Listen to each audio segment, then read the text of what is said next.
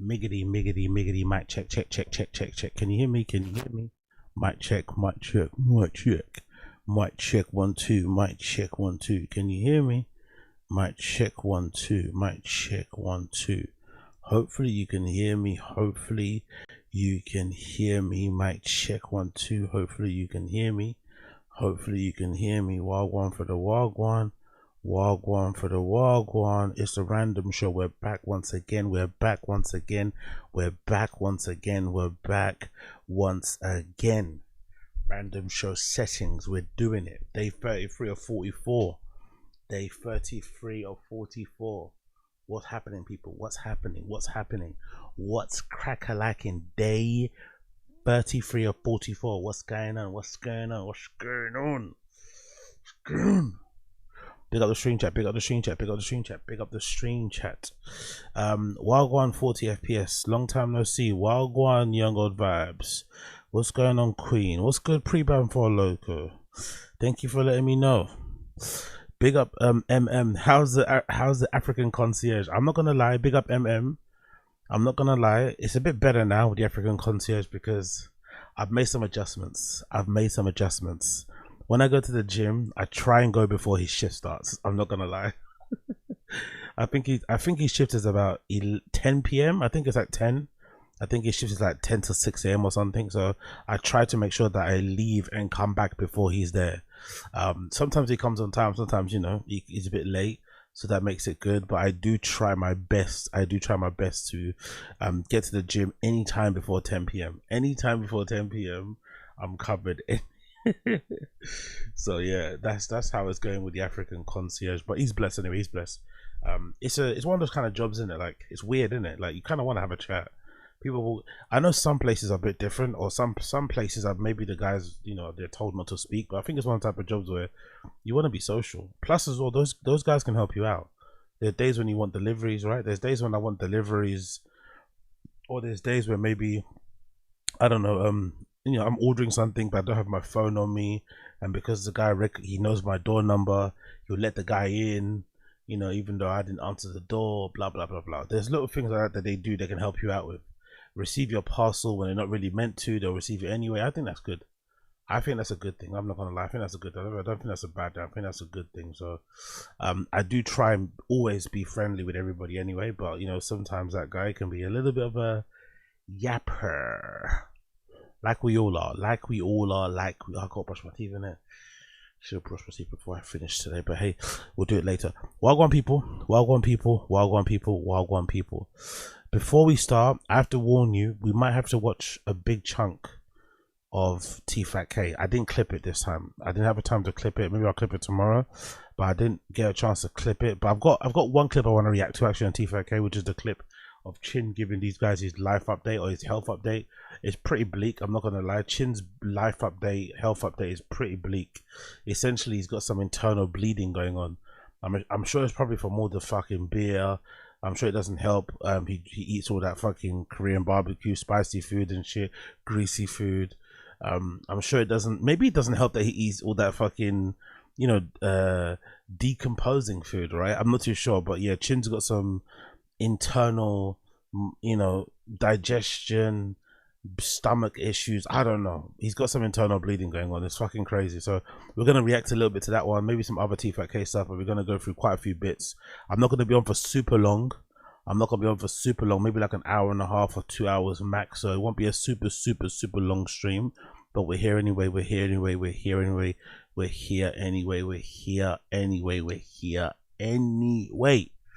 You get me? So big up everybody in the stream chat, Okay, cool. Let's get into it. Big up MK. Too much competition tonight, AZ. Oh really? Big up NJ. NJ, yeah. There's no competition, man. There's more than enough people to spread around. More than enough streamers to spread around. More than enough people to spread around. Plus as well, there's a new feature actually. There's a new feature on YouTube that just launched where you can kind of like collaborate with somebody to stream. I might have to do that with NJ. We might have to fucking figure that out, because we can do it on StreamYard, but now you can do it on YouTube on both channels. There's some sort of option. I don't know how it's done, but there's something you can do. So big up NJ Ranger, fucking legend. Big up everybody in the stream chat. Big up Mr. Mace, I see you. Big up Mr. Mace. Yeah, thank you, Mr. Mace. Appreciate you, brother. big up young old vibe. Supplements probably burning a hole in his liver. You think it's supplements, younger? Is that a thing? Do you think it's actually supplements? A part of me is thinking maybe it's those what does he take? He takes what's that thing called again? Is it Kraken, Hacken? What's that fucking thing he takes? It comes in tablet form now, right? You can get them in tablets. Maybe that might be the issue. Not too sure. But like, is it normal to get internal bleeding from drinking alcohol? Like, how much beer do you have to drink to get internal bleeding? Like, Jesus. And he's not a fat guy. You know, he looks like he's in fairly good shape. Internal bleeding, like, yeah, kratom, that's the one. Kratom, you can get kratom in pill form. I wonder if like excessive kratom use fucks up your stomach. Don't know, no idea. But Chin is fucked up, man. Chin is really fucked up. He's suffering out here, man. He's suffering around here. He really fucking is. Before we continue, yeah, let's just get into a show. First things first, have you guys seen this clip? Big up Hayley Williams. Hayley Williams, lead singer of Paramore, sat down with this platform. They did a really good podcast. I think they're like a New York Times thing. I forgot what their names are, but they do a really good show. She sat down with them and she essentially talked a little bit about her beef with Morgan Wallen. So Hayley Williams has beef with Morgan Wallen and she dissed Morgan Wallen in a tune. Honestly, today's a day of disses. I just listened to the JT Cardi B diss. That was fucking amazing. It's a whole day full of disses, but Hayley Williams had this to say about Morgan Wallen. The line on the title track Ego Death where you say something like, "I'm the most famous girl in this racist country singer." I'll be the biggest star at this racist country singers bar. You want to name names? Could be a couple different. It could be a couple, but I'm always talking about Morgan Wallen. I don't give a shit. Find me at Whole Foods, bitch. I don't care. The line on. That's brilliant. Find me at Whole Foods, bitch. I don't care. Now, what's this Morgan Wallen racist thing? Can someone educate me in the stream chat? Am I a bit ignorant or naive? Like, I didn't know Morgan Wallen was racist. Are people saying Morgan Wallen is racist because of that one thing that he did where he was like drunk outside of his house somewhere calling his friends the N-word? Like they were using it amongst each other and there wasn't a single black person there. Would you deem that to be a racist thing? It's a bit weird, don't get me wrong, right? It's a bit strange why they're referring to each other as, you know, ninjas. But is that one video why people think he's racist, or did he do something else that was actually racist? I'm confused. Why do people think that Morgan Wallen is racist? I don't really understand that. But love Hayley Williams. The new album sounds fucking phenomenal. Really gonna check it out obviously when I do get around to it. There's just too much music dropping at the moment. But I am curious to know why the fuck do people refer to Morgan Wallen as being racist? Is it because he does country, the way he looks? Like, did he actually say something racist though? Like ostensibly, not the whole N-word to his friends thing. I know it's strange for a lot of people out there, but I don't know, having some inside joke between your friends where you call each other the ninja. I don't think that's racist personally for me. Plus, he collaborated with Quavo quite a few times. No, not Quavo. He's got that really good tune with fucking Lil Durk. He seems to hang around a lot. I don't know. Big up Morgan Wallen though. What we were saying here, Black Rhino D pills, just sit at home looking at your hard pecker, it won't let you go to sleep. R.I.P. Chin, we've all been there, hilarious. I would assume all white country singers are racist. Kind of surprised, kind of required for the audience is hilarious. Andy Ward, he said a bad word, boohoo. He said a bad word, boohoo. Great. Yo, big up Garrett. Do you have a gun? I really hope Elephant Graveyard does a video on the Riyadh Comedy Festival. Let's try and will this into existence, please. Clinking bear mugs emoji. Big up Garrett. I was talking a little bit about this the other day, man. Like about the I was talking the other day when I said I completed I was talking the other day about my final thoughts about completing my 30-day or my 31-day fucking marathon, and one of my conclusions that I came to was like, wow, man, like viewers are very like expecting, like they demand a lot in it, because sometimes, you know, I was doing the random show marathon thing, attempting it, and I would, you know, fail again and again and again, but it wasn't that long. Like I would never take that long breaks in between, like failing and starting again. I think the maximum days may have been like 3 or 4 days max of going like 8 days in a row, then starting again, going another 10 days, then starting again, right? But the demands in the comments, like, get back out there, make another stream, where the fuck are you? And I was like, Jesus Christ, everyone's demanding. But I gotta be honest, I have to now demand. I agree with Garrett. I kind of need Elephant Graveyard back. But I understand he probably put a lot of blood, sweat and tears into that previous video. So he's probably taking a break, a much deserved break. But I'm not gonna lie, I get why people are expecting that, because I kind of want to hear what he has to say. I want him to synthesize, to round up, to summarize, and to accurately describe what we're all feeling and thinking going on there, because it's been hard to kind of put it into words, but I'm sure he's going to find a way of linking that with the Kirk thing, and he's going to figure it out somewhere. I really want him to do that. I really fucking want him to do that. But those videos, man, those videos are no joke. I'm sure some of you guys have tried making videos, editing clips on your phone. Like, I can't imagine the amount of, like, do you know when, like, you're on Premiere, or if you're doing something on, I don't know, on iMovie, and you check your timeline? I can't imagine how crazy Elephant Graveyard's timeline looks, from the clips playing in the background, to the color grading, to the voiceovers, to the cuts and stuff. Like, it must take so much time to do. So I don't blame him if he's gonna, you know, take an extended break and chill. But I agree with Garrett. We kind of need him back, man. We kind of need him back. I need to hear his thoughts on the Riyadh Comedy Festival. Please synthesize it. Post references out there. Make these connections. Simulacra. Simu fucking lacquer. Big up Elephant Graveyard. Hopefully he comes back soon. Really, with fingers crossed, hopefully he comes back soon. Big up Garrett though. Appreciate you. Thank you for the super chat, bruh. Let's move on. Let's go on this video, because I forgot to watch it yesterday with you guys. This is courtesy of, who is it? Retroactive. Big up Retroactive. Recently dropped the other day. The comedy sellout era has begun. The comedy sellout era has begun. Big up Retroactive. Let's fucking go. The odd festival is that they're like, you know, there's a lot of people that say people are getting paid by this Middle Eastern money and say this or they can't say that, or that they're over there, they're going to try to influence you guys. You know, I've been getting a little bit of flack just because, like, my dad died 9/11, so they're like, how could you possibly go there? And I see the number and I go, I'll go. Okay. Yeah. Oh, there we go. Jesus Christ. Jesus Christ. Fair play to Pete Davidson, right? Patrick Davidson. That's what I always think of Aaron Brown when I hear Davidson. Fair play for him, to be honest, because it's been really cringe hearing Bill Burr tie himself up in knots trying to explain why he went, and saying things that you never believe you'd hear Bill Burr say when it comes to kind of, you know, performing for money, but then making all the excuses in the world. So fair play for Pete Davidson for being honest, but Jesus Christ, that was brutal, isn't it? Your dad and thousands of other Americans perished in 9/11, and people say, you know, the commonly held belief is that Saudi Arabia played a part in that, right? The Saudi Arabia government played a part in 9/11, and here you are going to perform for that very government that executed your father and many others, and you're happy to do it because the money was good. It's like, ay. But to be fair to Pete Davidson, I think that, like, that nihilism, that cynicism that he's displaying there, I think it's a front, because I do remember reading an article that said Pete Davidson was struggling for money. I do remember reading an article that was saying that Pete Davidson is struggling for money. I think he's engaged or he's married, whatever. He's got a long-term girlfriend. They're expecting a child, or they've already given birth.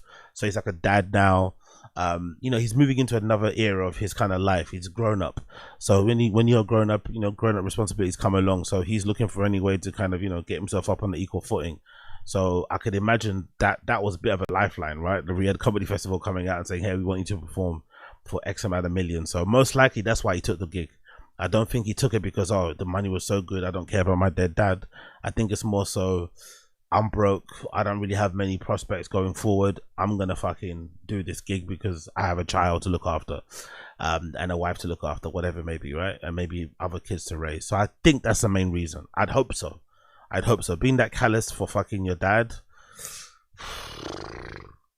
Go, he said it for us. Forget the Jeff list. How about the Saudi sellout list, huh? Get your Oh, is that right? Big up Asad Aziz. Bro, Pete Davidson just bought 2 new rollies and a DMX style gold link chain. I'm sure he's doing alright. Yeah, maybe he got the advance though. Maybe he got a down payment. Remember, Tim Dillon said that recently too. Tim Dillon said that even though he got cancelled for a Riyadh Comedy Festival, they did give him quite a sizable down payment. So maybe he got half up front and he just blew it on some rollies in the fucking chain. You get me? I get it. But Jesus Christ. tickets now to comedy's best. Even at $1 billion, yeah, it does make it weird, Pete. What in the hell is going on anymore? Imagine perishing in a tragedy and 2 decades later your son is fluffing Saudi pillows and telling G-rated jokes to not get locked up for money. What a happy ending for all involved. As Shane Gillis said when asked about going. For Saudis? Yeah. Weren't those the 9/11 guys? That is good. I admire that. Then they doubled the bag, and I was like, They doubled the bag, the princes? it was a significant bag. What? But I'd already said no. You know, I took a principled stand. Yeah, against Saudi Arabia. It wasn't even that. I didn't even think I about it. thought we were allies with I didn't Saudi even really Arabia. think. Where's Bert Kreischer though? The prince doesn't like the machine, come on. That's a good point. Where is Bert Kreischer? That's a very, very good point. Bert Kreischer would have been there in an instant. I wonder if Bert Kreischer was offered and he declined it. But Bert Kreischer would have gone in an instant. There's no way Bert Kreischer would have said no. Everybody from legends like Louis C.K., Chappelle and Burr, which did surprise people. No surprise at all with Andrew Schultz, Whitney Cummings, Aziz Ansari, Jimmy Carr, Chris Stefano, Iglesias, Tom Segura, goes on and on. None of these names are legends in comedy, nor scream any shred of personal integrity prior to and definitely during this. Multi-millionaires being swayed by a few million more to do a censored version of their act for, great leaders who do no wrong, of course. Yep, there's nothing there to be concerned about. Then there's Disney's Bill Burr. Damn. Of course, he made this exact joke on his podcast. I am a 21-year-old guy from Saudi Arabia. Our government pays good money for entertainment. Well, what are the parameters? I just want to make sure I ain't going over there and all of a sudden I say something, you know, the wrong fucking thing and then I get in trouble. And I don't know, one of those apartheid countries in front of a dictator like Beyonce did, shaking her perfectly round ass on New Year's Eve. You think I'm above that? I'll do it the day after Thanksgiving. Ah, thanks Disney's Bill Burr. There we go. Wasn't much. Disney's Bill Burr is fucking brutal, man. Oh. It doesn't really matter in the grand scheme of things. Who fucking gives a shit? But it's just like, fuck, man. Like, I thought you were one of the ones, innit? Like, the Bill one is more confusing because he seemed to be saying certain things that would lead you to believe that he would never do something like this. You know, so I wonder what changed. Maybe the fee was just too good to turn down, which is what's making me curious. Like, what is a fee that's too good to turn down for Bill Burr? Because he knows he's been very vocal. He knows what he said out loud. He knows how he's kind of like, you know, been rallying against, you know, the oligarchs, the billionaires, the far right, the selling out of, you know, he's been really vocal about that sort of shit. So he knows deep down too, because he's a smart man, how much backlash he's gonna get. So I wonder what fee would have made Bill Burr say, you know what, fuck it, I'm gonna take that chance. I don't care what it does for my reputation. I don't care what it does for my whatever legacy. I'm gonna do it. I wonder what the fee must have been. $1 million, 2 million, 5, 10. I wonder what the fee was to get Bill Burr to just say, fuck it. A joke, was it? He hates billionaires, like his commentary on United Healthcare, plenty of other topics over the years, unless they are paying him. Suddenly, well, hate is the new love. And Tim Dillon even revealed that it's not even millions with an S. Doesn't matter how much they're paying me $375,000 for one show. Now, a lot of other people are getting $1.6 million. That's not me. I'm not in that bracket. Collect your check and then fly back home to moralize at people on stage. Just brilliant levels of hypocrisy. Oh, and then he was fired by Saudi Arabia for complimenting their productive society. They heard what you said about them having slaves, And I said, I was being positive about it. I was defending them. The only person it's on brand for is Tim Dillon. We already know it takes a single seafood platter to buy a hin. There's at least some level of save in his approach because he owns it, unlike the rest. Then there's another level of irony as the comedian's own governments and corporations, they are clean and always do the right thing, as everybody knows. Powerful bunch. So maybe that's Everyone was looking for the Joe Rogan of the left, and Bill Burr became the Joe Rogan of Riyadh. That's really true. Really fucking true. Really, really fucking true. He can't really. Bill Burr also can't be sending subs anymore. Rogan, can he really? You know, he can't really send me subs because I think Rogan would have rejected it. I think if they would have approached Rogan, I think Rogan would have turned it down. More so out of fear. I don't think he would turn it down for any principled moral reason. But I think Rogan would have definitely turned them down. So I don't think Bill Burr has the place to set, you know, to be subtweeting, sending any sneak disses to Rogan's way. He doesn't have anything. He can't do it anymore. He really can't. Big up Jack Donahue Jr. Big up Jack Donahue Jr. I was thinking about that. When someone offers you money like that, you think about what you can do with it, not what you have. So Saudi's paying for both his kids into education for one show.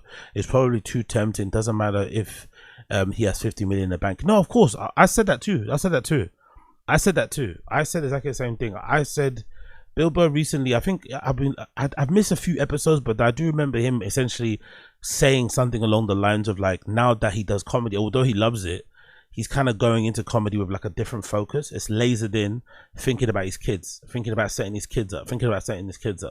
And people say that a lot with men in general, when they have children, they do laser in, they do lock in a very kind of, you know, crazy way, because they just want to make sure that they, you know, leave their kids in a good place in case anything bad happens to them or whatever. They just want to be there to, you know, to support them and also provide for them. So you'd imagine someone like a Bill Burr thinking, hey, if they're going to offer me 1.6 mil, whatever it may be, like Jack Donahue mentioned there, then yeah, of course you're going to take it, because you're going to, that's one less thing to worry about. I mean, the Saudis have paid for your kids' education. Now you can focus on something else now going forward. It's too much of a big chunk of money to turn down. I bet you a bunch of those people on that list, I would go as far as saying as a guess, I bet you the majority of those comedians on that list that perform at that Riyadh Comedy Festival have kids. I bet you. But then I also just think, for the ones that don't have kids, took the money anyway and already rich, I want to know that as well. Like, does it really make a difference? Or is it just one of those things where when you get, because I think what happened, I think we have a really skewed, or I have a really skewed view of like rich people. I think we think when you're rich, you're just comfortable being rich. But I guess when you're rich, you realize how easy it is to make money because you're rich, right? You get given more. Like they always say the people that get given the most free stuff are the people that don't need the free stuff. So you get given all the free stuff, and then you start expecting more of it because you're that person. And naturally the industry keeps rewarding you because you're that person. So it must be a strange reality to live in, you know? It must be an odd reality to live in. But one thing is for certain, they always want more. It's not like they're content with just having what they want. They want having what they have. They always want more. So maybe that's just it's the basic, you know, laws of nature and shit. Everyone kind of wants more in that situation. I would think I would chill, but some people would probably always want more, myself included, maybe, when push comes to shove. That's why they don't care about dirty money. Well, at least Stavros somehow couldn't be bought, but Di Stefano, well, they must have converted the money to how many bagels he can buy now. Bagel boy Di Stefano loves his bagels. This is a great line, yeah. Big up Retroactive. This is brilliant, Paul. This is one of the most.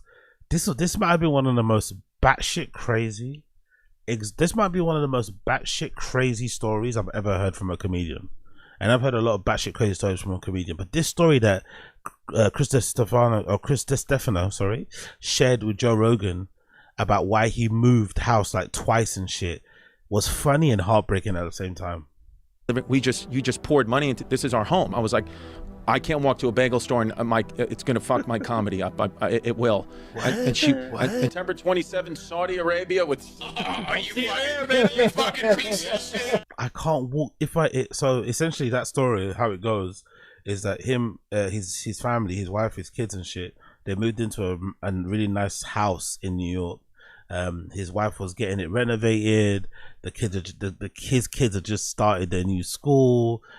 They were meeting the neighbors and shit. It was like a dream, right? They were kind of like, okay, finally we've moved to the D house. We're gonna kind of build for ourselves and go from there. And then one day, Chris just woke up and had a panic attack basically, and demanded that his family leave that house that they were just starting to fucking make their own and move down to like busy part of New York, because he wanted to be closer to a bodega shop because that would make him feel grounded or something. I don't know. Like crazy shit. Like imagine doing that to your kids. Imagine pulling your kids out of their school so that you could be next to a place that sells chopped cheeses. Like, huh?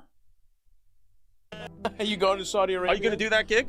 I can't. Can't do it. Can't take the Saudi money. Can't do it, I get man. it. I can't. I didn't want to do it either. I was contemplating. I was like, maybe not. And then Jasmine was like, "You're going to take that fucking money." And I was like, okay. You're going to have a maid that doesn't have access to her passport, whether you like it or not. You're a Filipino woman who's trapped in the desert. Looking back further, Carlin, Hicks, Patrice, whoever you want to name, who knows what level of morals anyone has when the money bag keeps growing. But it does seem to be the antithesis of comedy to bow hypocritically. It really does sour interest in listening or enjoying their work as much. As Mark Maron, Rogan's #1 fan, pointed out, does history not matter at all? I mean, literally, it's like the Riyadh Comedy Festival from the guys who brought you 9/11. Whether you're a fan of his comedy or not, the Rogan comedians haven't taken his criticisms head on, because there's truth to a lot of what he's calling them out for. So Rogan just brands them as jealous haters who want in on his club. And then there's people that genuinely do think that way. And it's what a lot of that is, I think, is the walled garden issue. A bunch of people that are doing really well together and they're hanging out together and they have fun, and you're not in that group. You start getting mad at that and you find reasons why that's bad. There's plenty echoing. But that is true though. It is bad, especially when you become like the de facto gatekeeper. It's one thing if he's got his own little cool crew of like, you know, his little cliquey crew of people that he hangs about with, right? But it seems like Rogan's created an entire scene, and if you're not part of his scene, you don't really make it. Of course, if you're outside of that scene and you don't want to be in it, you're gonna feel a bit pissy. Like you're well within your rights to, because what the fuck? Why is there only one person controlling everything? I hate how he's acting like, oh, if you just get angry, as if like that's like a, you know what I mean? That's like a weird reaction. It's a pretty normal reaction for a good comedian to be like, hey, why do I have to be friends with these fucking guys? Why can't I just get a chance? You know what I mean? I completely understand that. These sentiments, but Rogan's just gonna never ever ever address it head on. Zach Woods from The Office fame nailed it really with this skit. All of your favorite comedians are performing at the pleasure of Turki Al-Sheikh, and he is the head of the entertainment authority over there, and he has so many people thrown in prison because they tweeted stuff he didn't like about the soccer team or whatever, that there's a wing of a prison nicknamed after him where they hang people by their heels from the ceiling. Human Rights Watch has been begging the comedians not to participate in the whitewashing of the horrors that are ongoing in Saudi Arabia. Ugh, what a cock block Human Rights Watch is for comedy. Damn, Gabe with the goods. Hey, get your money. Human rights is a cock block for comedians. It's fucking great, man. Oh, he's funny. That was good. Money and all, but maybe not that money, yeah? We also have Bobby Lee and Andrew Santino, who ironically avoided all the political drama every other podcast had, also getting great numbers, etc. But ultimately, their mediocrity revealed itself. Bobby's never had a single special. At least Tony, Theo, etc. tried and bombed. Santino, in my opinion, is terribly unfunny. So to see him dance for the oil prince, well, now I think he's a real comedian. And Kevin Hart. Santino's another one where he's really funny on pods. I think I love his chemistry with Bobby Lee, but when he gets on stage, his comedy is god awful. He's really good on pods, I think, Santino, but Jesus Christ, as a stand-up, ay, garbaggio.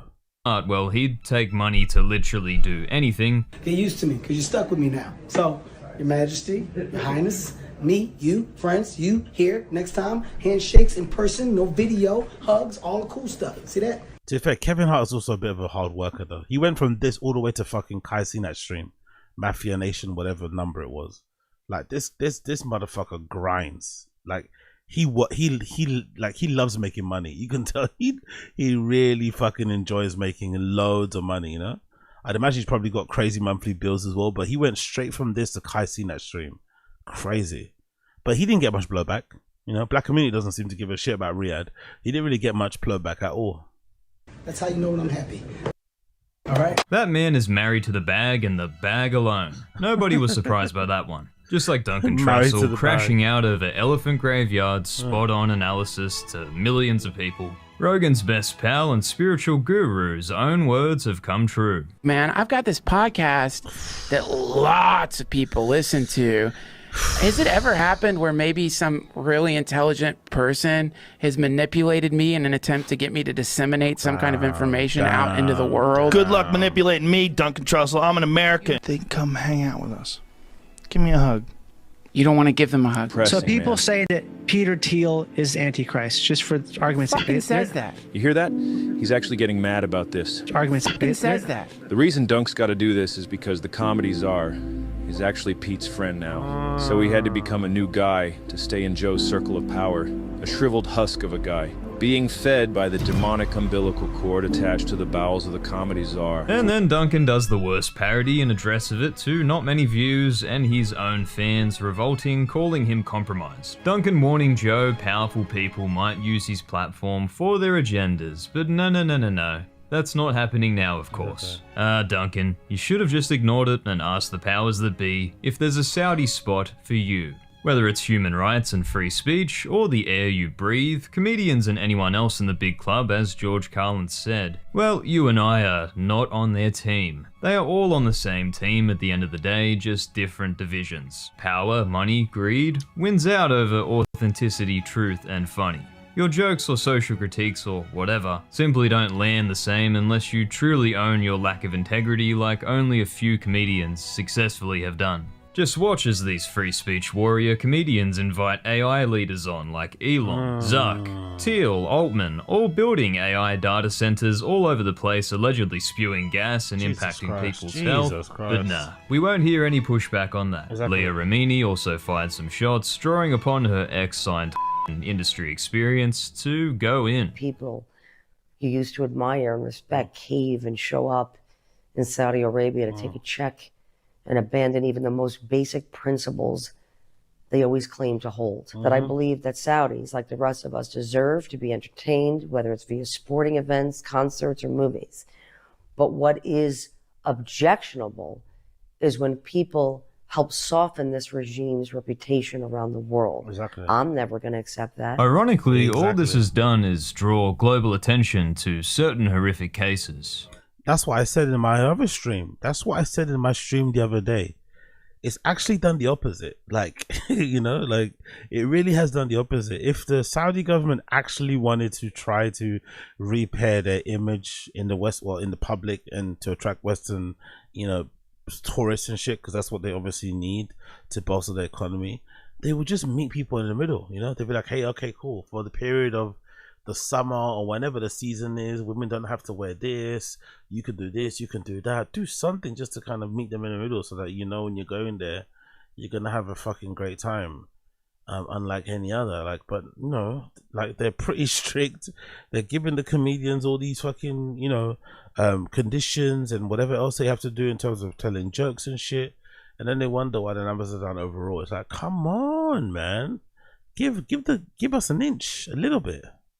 Even if you want to bring it back to Rogan having Trump on and giving him an easy, non-comedian interview, it takes all of the power out of a comedian's act to bow to power. What is funny is often wrapped in deep, unacknowledged truth. Power doesn't like truth. Maybe then you can argue the comedian is a clown and nothing else, but it can and has been more than that at times in history. It just isn't anymore today for what.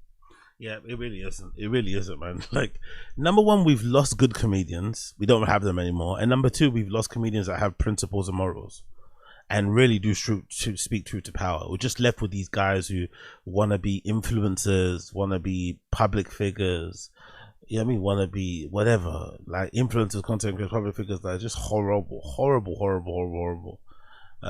And for some reason, I think, I don't know why it is, who in particular did it, but I think for some reason, there are a lot of people out there that just don't want to get a job, you know, that would prefer to be like, you know, living in fucking make-believe land, like a comedian, like a streamer and shit. So, you shouldn't be surprised that, or I shouldn't be surprised that some of these things are a little bit, you know, all over the place and tables and shit. I don't know. It's all a madness. I just wish some of them, or the majority of them, would just come out and say, "Hey, man, we went for the money." That'll just end all the conversations. None of this fucking nonsense explanations and shit. But hey, what do I know? What do I know? Absolutely nothing. Talking about what do I don't know, look at this headline. Courtesy of TMZ. Kim Kardashian and Kris Jenner are suing Ray J. Kim Kardashian, and Kris Jenner are suing Ray J for defamation. Because Ray J alleged that there was going to be a Kardashian RICO, and he said it was going to be worse than Diddy's one. He just said that randomly on the stream. And now he's in big trouble. Well, it's not big trouble, it's just a lawsuit. But yeah, let's see. It says the following down here.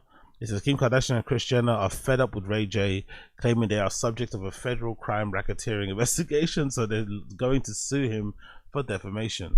Kim and Kris say it's just the latest in a decades-long campaign Ray J has waged against them. The lawsuit filed by Alex Spiro says Ray is unable to accept the end of the feelings relationship. You have a gun? Yo, big up, Gitsy. Saudi Schultz, where human rights meets the wall. Yeah, exactly. Human rights meets the wall is hilarious because, you know, yeah. But big up, Gitsy. That's hilarious. Let's continue. Kim and Kris say it's just the latest in the decades-long campaign Ray J has waged against him. The lawsuit filed by Alex Spiro says that Ray is unable to accept the end of his feelings relationship with Miss Kardashian over 20 years ago. Yeah, so even though Ray J always says, I hit it first, I hit it first, he clearly wants to hit it again, you know? That's why he's still, you know, throwing those like late, far back of the field shots, you know? Hoping something comes about it, and it's like nothing comes about it, man. But yeah, look at Ray J and Kim Kardashian back in the day. Devilish duo, devilish fucking duo. They say he has repeatedly exploited their prominence for personal gain. So says she. Come on, man. She also gained a lot out of that fucking tape about social gain. Come on. The lawsuit specifically mentions TMZ's Tubi doc, United States v. Sean Combs, where Ray and RICO charges against the Kardashians would be appropriate. He says, if you told me the Kardashians was going to be charged with racketeering, I might believe it. Fucking hell. The comment in the documentary was designed to plant the seed, according to Kim and Kris, but they say that it ratcheted up things on the September 24th live stream with Kreishan, where they say that Ray falsely declared that the feds are launching an investigation into the Kardashians. Honestly, the feds being alerted that there's a life, you know, when someone with a gun's gonna be there. As soon as somebody from does this with their car and shit, you're like, oh my god, no. It continues. By the way, Kim and Kris also say that this isn't Ray J's first time telling lies about them. For example, Ray J made claims months ago about having an intimate relationship with Sexy Red. Oh yeah, I remember that. Super embarrassing. That was super embarrassing, man. I remember that. That was super embarrassing. So big up. Honestly, that Cormac guy is a different level, man. Like, what the fuck is going on? She ended up hoping in her DM, and after his comments took off, she shared a screenshot of their convo in which Ray J says in part, you know I'm playing, you know I'm trolling, and you know I love you, So, you know, that's that. What's this? This is another old clip, right? And then what you gonna do? You're not a boss. You're a worker. When Kris and Kai, you know, Kendall or whatever her name is, are sitting there, it's fucking hilarious. Big up them. That's really good. But yeah, what can you do? Ray J's being sued. What can you do? Talking about what you can do.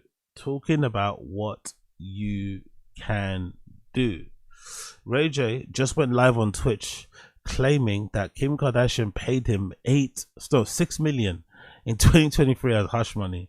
This comes after Kim and Kris Jenner sued him for defamation after his chat was that he was working on leaking of the RICO against them family. Oh, I love these UK accounts. Essentially, he's got 2 right feet in it. It happens all the time. He's got 2 right feet or something. That'll be much better.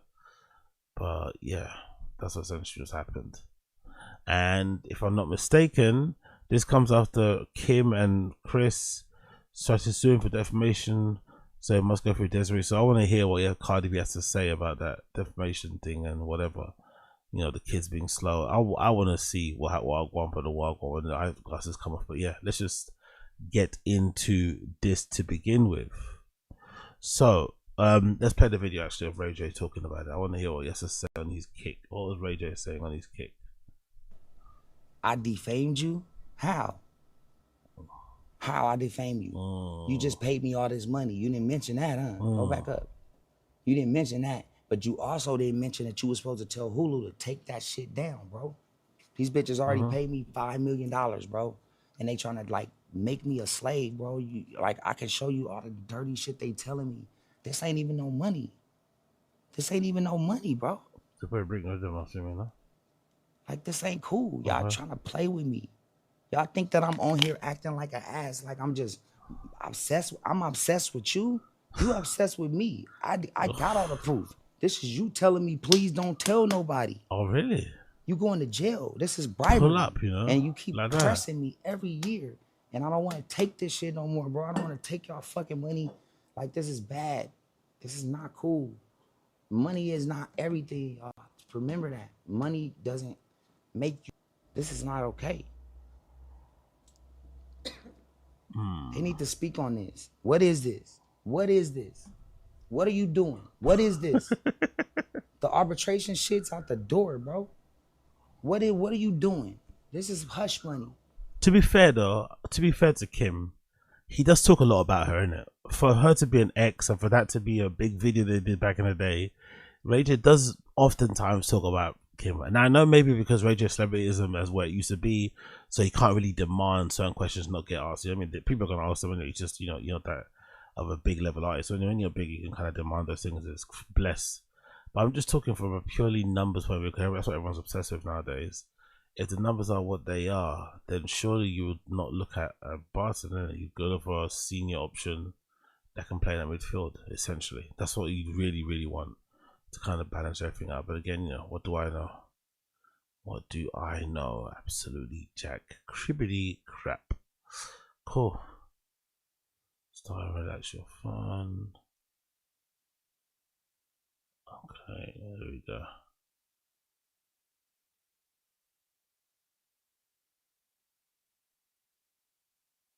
Okay, not that one. Cool. Big up Ray J. Big up Blood Clot Ray J. Let's continue on. What's this one? Oh, Diddy. Diddy is due to be sentenced on Friday. Diddy is due to be sentenced on Friday. And because he got off on that big charge, right? What was the big charge? The big charge was the sex trafficking, if I'm not mistaken. And the other charges are what they are. So there's a chance he comes back home early. There's a chance he walks out of prison. There's a chance he walks out of jail. Don't know how he's managed it, but somehow he might actually get off. He might actually be back home. He might be doing the Diddy Bop. He might be Harlem shaking on Instagram stories by the end of the week. But before the weekend, he might be out. We might see his first Instagram post and shit. So I'm curious to see what happens. Anyway, to support his sentencing and to maybe, you know, influence the judge somewhat when it comes to the sentencing itself, he wrote a letter to the judge along with other people giving, you know, Diddy a character witness, whatever. And Diddy's letter is like 4 pages long, by the way. So let's check out what Diddy wrote. I'm curious to see what type of letter you have to write in order to fight for your freedom when you're accused of the crimes that Diddy was accused of. Like, yeah, I mean, that's a fucking letter. So let's see what he kind of wrote. This is courtesy of, who is it, by the way? What account? This is the art of dialogue, not the art of dialogue. Let's see what Diddy wrote. I'm curious to see what you wrote. October, cool. This is Diddy. Dear Judge Subramanian, I hope this letter finds you well. Definitely ChatGPT. I ain't heard fucking Diddy say, I hope this finds you well one day in my life. I've never seen a clip of him saying anything relating to I hope you. But anyway, let's continue. Hope this letter finds you well and in good health and spirits. Thank you for the opportunity to express my thoughts to you. First and foremost, I want to apologize and say how sincerely sorry I am for all the hurt and pain that I have caused others by my conduct. I take full responsibility and accountability for my past wrongs. This has been the hardest 2 years of my life, and I have no one to blame for my current situation or reality, but myself. In my life, I have made many mistakes, but I'm no longer running from them. I'm so sorry for the hurt that I caused, but I understand that the mere words "I'm sorry" will never be good enough, as these words alone cannot stress the pain from the past. So far, good opening paragraph, not gonna lie. A lot of contrition, a lot of regret, a lot of apologies, even if it's fake, right? She still said it. So, okay, or he still said it, sorry. Next paragraph. Over the past 13 months, I've had to look in the mirror like never before. My pain became my teacher. My madness was my motivator, and I have to admit, my downfall was rooted in my selfishness. The scene and the images of me assaulting Cassie play over in my head daily. I literally lost my mind. I was dead wrong for putting my hands on that woman that I loved. I'm sorry for that and always will be. My domestic violence will always be a heavy burden that I'll have to carry forever. The remorse, the sorrow, the regret, the disappointment, the shame. I honestly feel sorry for something that I couldn't forgive someone else for. If they put their hands on one of my daughters, this is why it's Jesus Christ. Hold on, was that a threat? In the letter that he's writing to the judge to ask for his freedom, was that a threat? I honestly, the remorse, the sorrow, the regret, the disappointment, the shame. I honestly feel really sorry for something that I couldn't forgive someone else for. Excuse me? If they put their hands on my daughters, I wish they would. I wish a nigga would. Yo, Diddy out here very softly, lightly threatening people. If you put your hands on my daughter, trust me, I won't be beating you like Cassie. You'll die. It's like, okay, Diddy. This is why it's so hard for me to forgive myself. It's like a deep wound that leaves an ugly scar. Your Honor, I thought I was providing for Jane concerning her child, but after hearing her testimony, I realized that I hurt her, and for this, I'm deeply sorry. Oh, she's gonna be back on that stable. I lost my way. I lost him on my journey. Lost in the drugs and the excess. Yeah, I know that life. Big up. Lost in the drugs and the excess. My downfall was rooted in my selfishness. I have been humbled and broken to my core. Jail is designed to break you mentally, physically, and spiritually. Over the past year, there have been so many great times I wanted to give up. There have been so many times I wanted to give up. There have been some days I thought I would be better off dead. The old me died in jail, and a new version of me is reborn. Prison will change you or kill you. I choose to live. I choose to. Gee, what the fuck is this declaration, bro? I choose to live, huh? Second page. Every day since my incarceration, as difficult as my circumstances currently are, I've made the best of my time by reading books, writing, working out, or in therapy, obtaining the tools and the knowledge to deal with my past drug abuse and anger issues. I've been putting in the work and working diligently to make the best version of myself to ensure that I never make the same mistake. Okay, I'm curious to see how he comes out. Will he come out as fit as Gunner? Or will he come out looking like fucking Young Thug? I'm curious to see what he looks like if he does come out. I'm also curious to see how the scene reacts to him, because, you know, even if he gets found innocent in the court of law or not guilty, like, we saw the evidence, we've seen the testimonies. Like, Diddy's a bit of an evil guy. Let's be fair. So even if he does get off, you know, in court, I still think it's the damage done to his career is gonna be something he's probably not gonna be able to recover from straight away. So I'm just curious to see how these industry people who are so fake, how they're going to react to him being back, you know? I really wonder. Anyway, it continues. I realize that I'm in a situation where I realize that I'm in a situation where no amount of money, power, or fame can save me. Only God can save me. My grandmother used to teach me that God makes no mistakes and that everything okay, so you're not a mistake. What you did to Cassie was a mistake. Anyway, let's continue. God makes no mistakes, and that everything he does is for your good. I believe that a bad situation can be used for good. Although the situation has been the hardest and the darkest time in my life, good things have come out of this incarceration. For starters, I am now sober for the first time in 25 years. Wow. Really? Diddy was getting on the juice that often? 25 years. Fucking hell, Diddy, man. To be fair, he's a very, like, and I wish I could be that person. I don't wish I could be that person because it's detrimental. But there are people who are high functioning addicts. I can't. I have to take a break from everything and focus on one thing. I can't do both.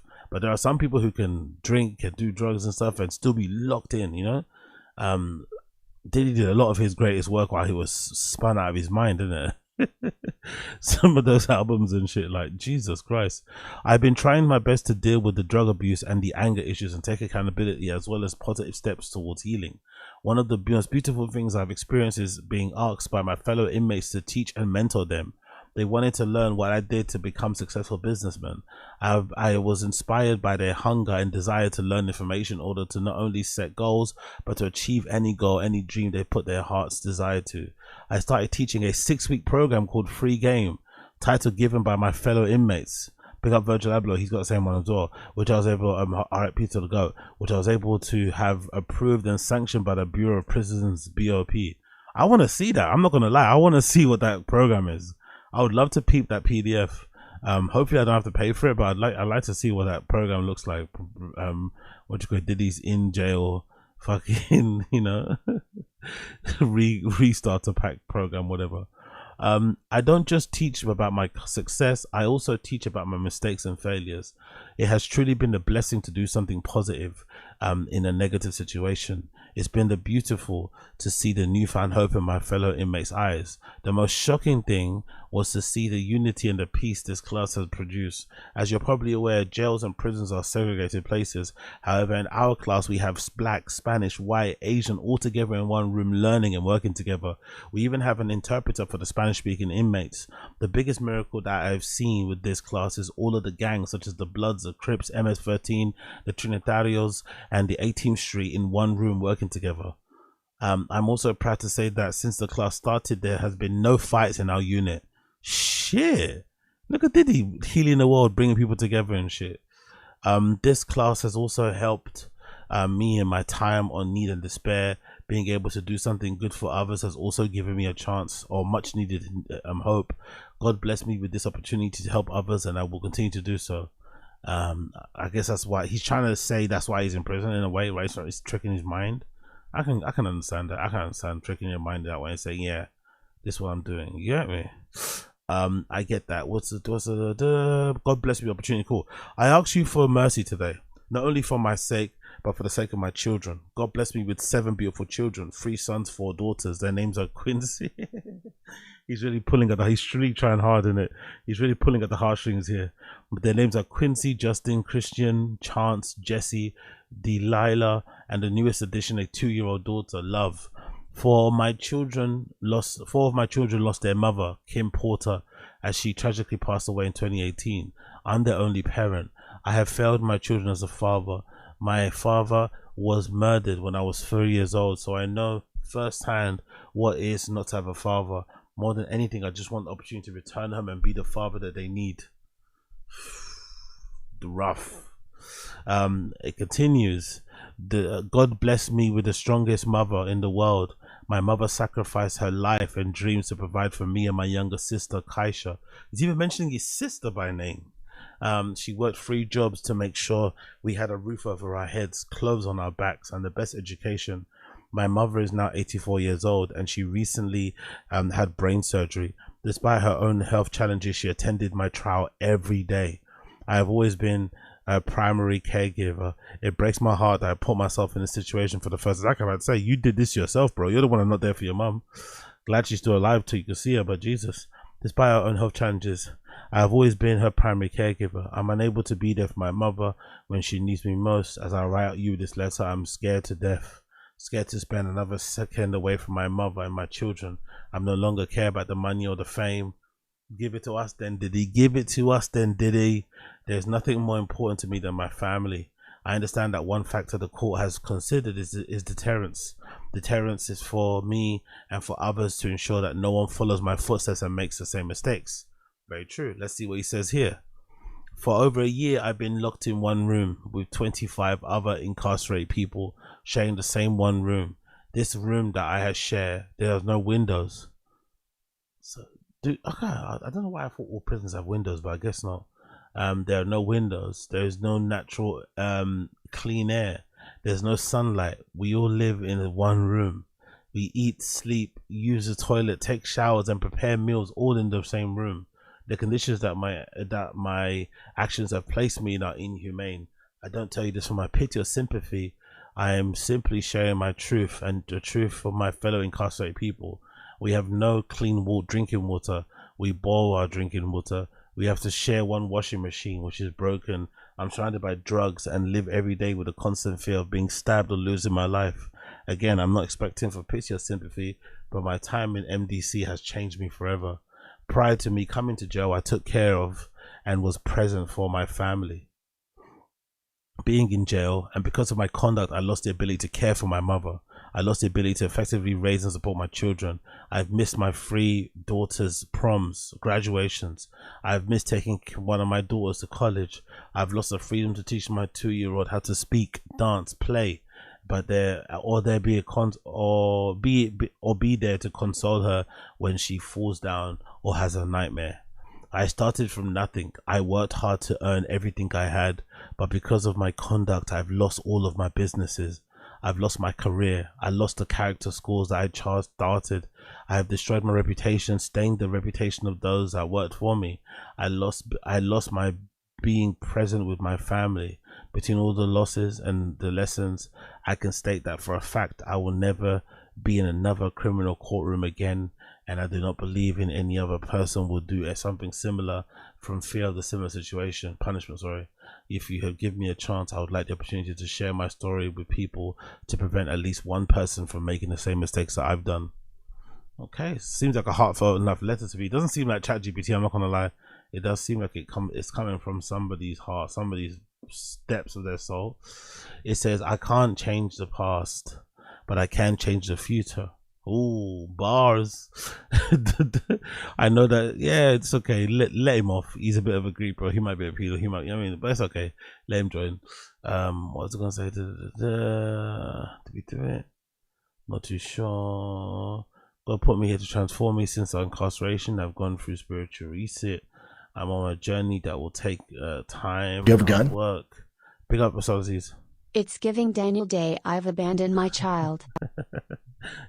Yeah, a little bit. He has to do what he has to do, man, to get out. He has to do what he has to do to get. What's the max? I think he can get maximum like 11 or something years. So I get why he's saying what he's saying, but yeah, you're right. It definitely is giving Daniel Day-Lewis. Where did we get to? I'm committed to this journey of I can't say the past. Since incarceration, I've gone through a spiritual reset. I'm on a journey that will take time and hard work. I'm proud to say I'm working harder than I ever have before. I've committed to the journey of remaining drug-free, non-violent and peaceful person. Thank God for I might rule forever. I will not at least like look down, blah blah blah. But yeah, I get it, man. I honestly do get it. It makes a lot of sense. But yeah, babies just be out here touching anything, going fucking crazy. But let's see how it works. Let's see if it works. His crimes that he's accused of are pretty excessive, by the way. I don't think that sincere emotional letter is gonna work, and I don't think people will be happy if it does. I'm not gonna lie, but the judicial system is rigged anyway. We all know that, right? The judicial system's rigged. If you're going after the police, you're basically failed before you start. It's never gonna happen. If you, let's say, what is another example? I can't think of it. But either way, he's cooked. He's finished. Exactly. Someone said in the stream chat, big up Big Booth. I just don't see these letters doing anything. I think he will still get some prison time. That's my theory. I think he might get like 2 to 3 years. He might still get some prison time. But then if he gets 2 to 3 years, they might take that off his jail time, innit? So he'll be out next year sometime, June, July or something, you know? But still, crazy situation, man. Crazy situation, man. Cool, let's continue. Let's do Duncan Trussell. Duncan Trussell. For some reason, he can't stop shutting up about the elephant graveyard video. He's trying his best to convince us that he's funnier than elephant graveyard, which, you know, is because I'm not a professional. But he's also got this quick of like, yeah, cool, just watch this, right? Watch this, and you'll go, and then so, and the bird will come up, right? And everyone will be like, wow, man, well done, okay, that's a really sucking trick. And all you'll see is the same bird dropping out of the sky. So I don't know what the fuck that was about. But either way, Duncan Trussell's trying really hard to resurrect, try to recover his reputation, especially after that recent episode of what you call it, BBJ, whatever that fucking brand's called, right? But the next episode is this. Duncan Trussell wrote, I guess it's like a satire thing. I'm not too sure what's going on. He wrote this open letter to the comedy mothership that was kind of funny and also kind of weird. Let's go back to the beginning. Oh yeah, of course, Joe doing his little fucking dance. It's a happy dance. I don't know. Let's go. Let's go. Okay, let's go. I'm curious to see and hear exactly what the people say behind this fucking thing. Bear with me 1 second, if you don't mind. Boom, boom, boom. Cool. That's all done. Let's go. Big up the stream chat. Kirk's died with free and has free house on the tape. Is that one of the conspiracies? I love that. Big up Todd. Big up Todd. I see you. Big up Todd. What's that? You guys saying Duncan gave it away more power by responding to an unless Nisha Sansi. That's the thing. I don't even know why he responded to it. He just ignored it. Like, no one would have paid more attention to it. But the fact that he, you know, was aware of it in that visceral sense and kind of attacked it, it's kind of showing, you know, there might be some truth to what he said, you know. That's what it always is with the haters and shit. There's always a bit of truth there, isn't it? But hey, what do I know? Let's continue. So Duncan Trussell, here he is trying to write some sort of funny letter, taking fun of the comedy scene and, you know, all the stand-ups and shit. He's not doing it, you know, weirdo ones. But hey, what do I know? Absolutely nada. Don't need a single thing. I think it's with Nadia, I'm pretty sure, but hey, who gives a fuck? Anyway, Duncan Trussell said the following about the whole elephant graveyard thing. He wrote a letter, my thoughts on the Riyadh Comedy Festival, from the ranch of Duncan Trussell, because you see it from the set, from the bench, he's doing it from the ranch. So a bit of a flex still. And yeah, here they are. Here's a letter from Duncan Trussell, trying to make sense of it all. It says the following: before I venture further into this missive, let me just say that I was not invited to the Riyadh Comedy Festival. They fear men like me. They fear my dignity and my courage. Comedy is a subjective, but often times, you know, undergarnished, whatever that word is called for fucking steak. So I love it. I'm not mad on it, but hey, here we are. They fear the men like me. Comedy is subjective, but certain traits of comedy are, as an coaching. What's that? Comedy is subjective, but certain traits of comedians are unchanging as the song of Texas wind whistling, or the sound of Texas winds whistling through old sage. Comedians and are moral people. They're good people, fairly minded, family minded, and majority who are well known on paper are also pretty chill too. So I'm not mad at that. Really fucking not mad at that. Comedians serve not only to enliven audiences with fucking enliven, or is it living? I think it's enliven, with our jibes, but as a watermarks of virtue by which all other men must judge themselves. What do Woody Allen, Bill Cosby, and Tim Allen have in common? Not just their amazing bodies of work, but their exemplary lives seeking justice for the marginalized. Love it for you. Love it. Okay, cool. It goes about saying that I'm beyond disappointed to see my brethren travel to such a foul land to share their craft, especially when they could just enjoy their craft performing in America at a fucking grocery store or a shopping mall or something, you know? I get it. I get it. Take me back to a sweaty place ASAP. But hey, what do I know? Nothing. I keep telling you nothing. I don't know anything. What are you saying, man? You're okay? Everything blessed? How's the fucking gym going and shit? You know how it is. In the name of comedy and justice, this weekend I will not be getting paid $500,000 to perform for the Saudi Arabia, but I'll be in Salt Lake City. So this is one big ad. I don't think people responded too well to it though, to be fair. In the comments you can see one of the comments on the side here says, what little integrity you have is gone. Another comment says, really sad and disappointed. The new guy not the new guy, the new guy's blessed, but just more so, you know, peeps are like, yeah, whatever the hell that means, you get me? But hey, here we are. Okie dokie. Boom, boom, boom. Okay, cool, that was done.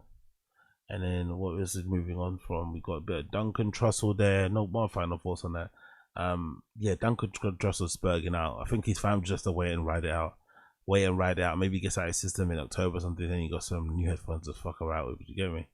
So just do that. But I would recommend coming back for now. But hey, let's see how it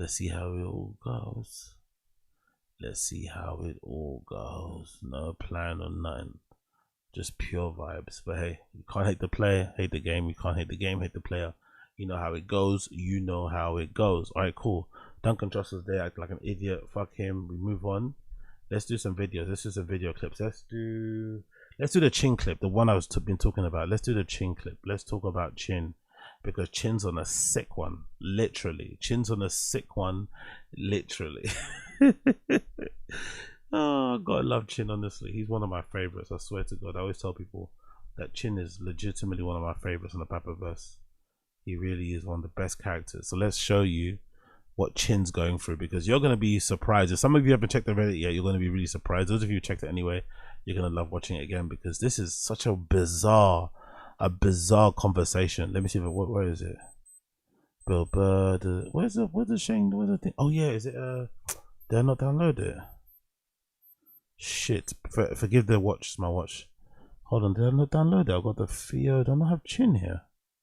Really? Why don't I have Chin here? Bear with me a second.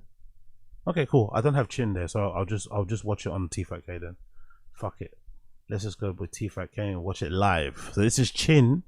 Updating the lads on his health, right? Because there's a running segment now on Tfatk where they ask Chin about his health and his wellness and shit, and his answers are always incredibly bad. Let's hear what he has to say. Let's hear the next thing going on with fucking Dr. Chin. All right, what do you got, Chin?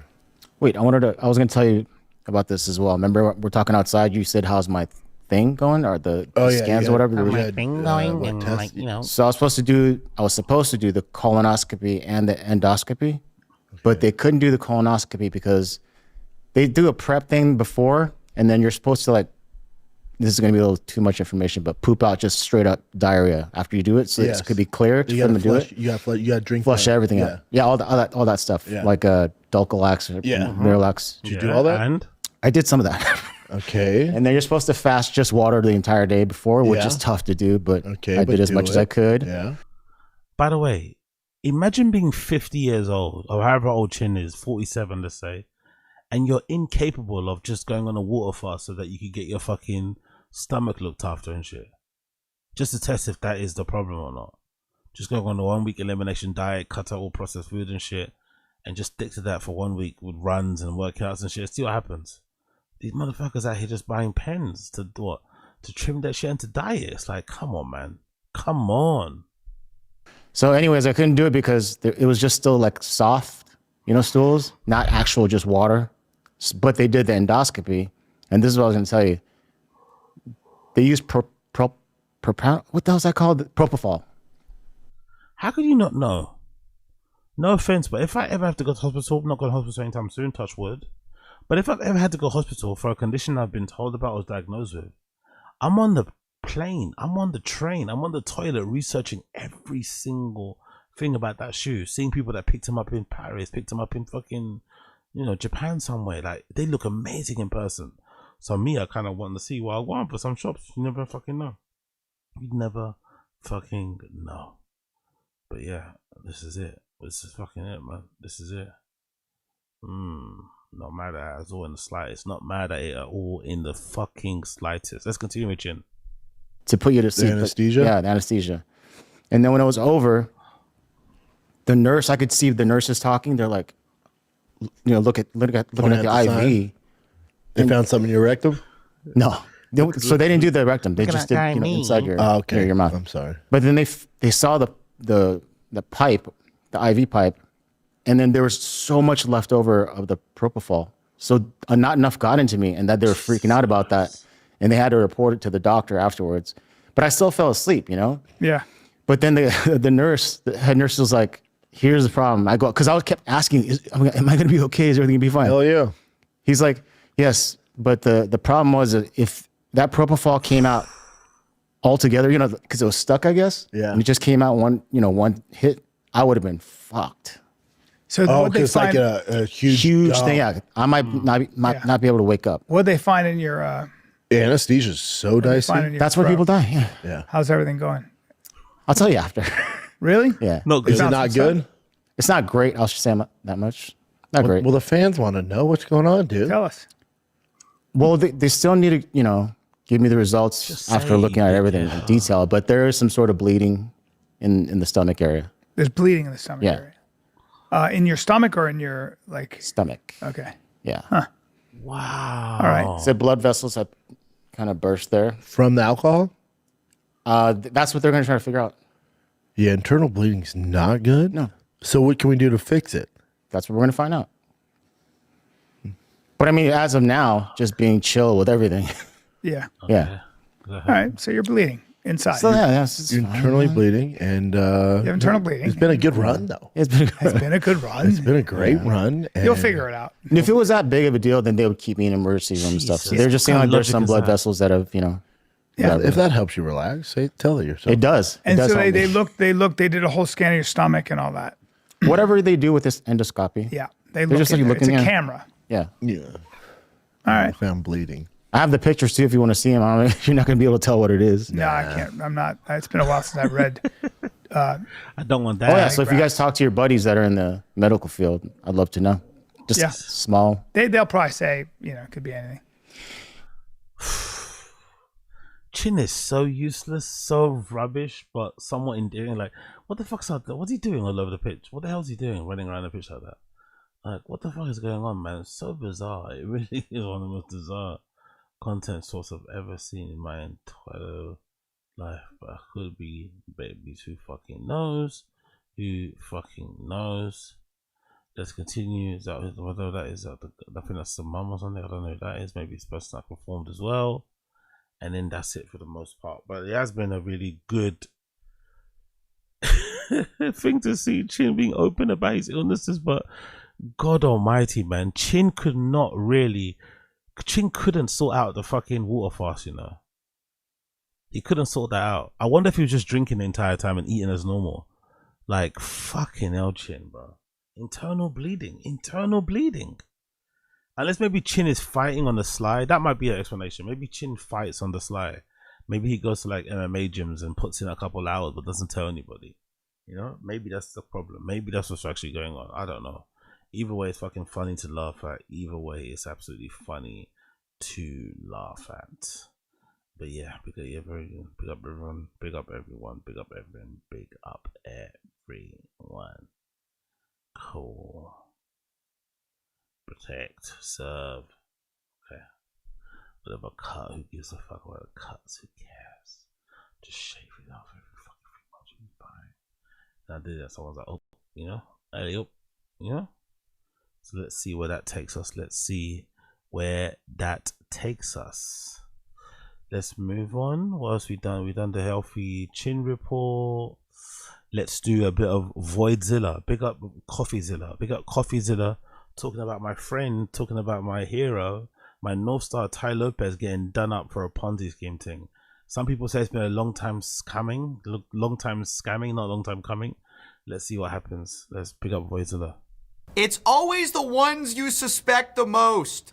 Here in my void, I want to talk to you guys today about Tai Lopez, who is roving the streets like a madman after recently he was accused of raising $112 million through fraudulent offerings with his co-founder Alex Mayer and Maya Birkenrode. This is the SEC has now taken a case against Tai Lopez, but he's still ranting about books. Remember, they can't control you if you read the right books and inform yourself. Now let me say, Tai, depending... Like I said before, he got me with the books thing, man. I started reading those business motivational books en masse, like the way he was just doing it, like 4 to 6 a month because of him, you know? A lot of these, books I read, they're basically repeating the same premise they had in the fucking foreword all the way to the bar line. That's his way of doing things, but I love it how he's now catching, I love it. Oh, Jesus Christ. Let's go. Let's go. Enjoy yourself. It's a lift if you want to. Or you want to go out. But here we are. Let's continue. On the outcome here of these allegations, they may be able to control you. I'm just going to be honest with you. It doesn't matter how many books you read. These allegations spell trouble for our boy, the boy from the garage. I don't know if you remember our fresh-faced guy, the reason for the ad block. Here he is right here. Here in my garage, just bought this new Lamborghini here. And I guess now we know how. Of course, later he transitioned to Here in My Backyard. That was kind of the sequel to all of this. Hey, here in my backyard. Tai was always known for running these ads, telling people, you got to sign up for his 47 rules for success, the 12 rules for, whatever, sales, the 5 ways to get through life. I mean, he always had something to sell. And for a while, he kind of got away with it. Nobody was really going after him because at the end of the day, when you sell knowledge and you overpromise and underdeliver, people don't get too mad. I mean, people like me would kind of call you a grifter. That's really the worst that's going to happen to you. The problem with Tai was he's one of these guys who went from, trying to sell the fact he's this business savant because he quotes Charlie Munger all the time, to now taking money from people. And that's the bit that I don't get, though. That's the bit that I don't get. Like, how do you hang around with Charlie Munger and all these people, right? All these business greats, these titans of business. And then the lesson you take away from them is like, for whatever formation they're playing now, like, that's what you take away from them. God almighty, man. Do better. You gotta do better out there. But hey, what do I know? Those jeans he's wearing kind of look like denim tears, not gonna lie, but they're not. That jean suit kind of looks denim tears-ish, but it's not really. There's also crystals hanging around her neck, just fucking playing around. Big up him. Let's continue. What else we did here? We did most of this, isn't it, right? No, let's continue. Voidzilla, what am I doing?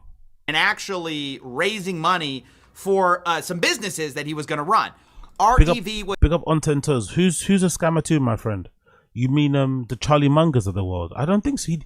I don't remember because it was a long time I watched his content, but I do remember he interviewed some legit business people, like billionaires, billionaire people.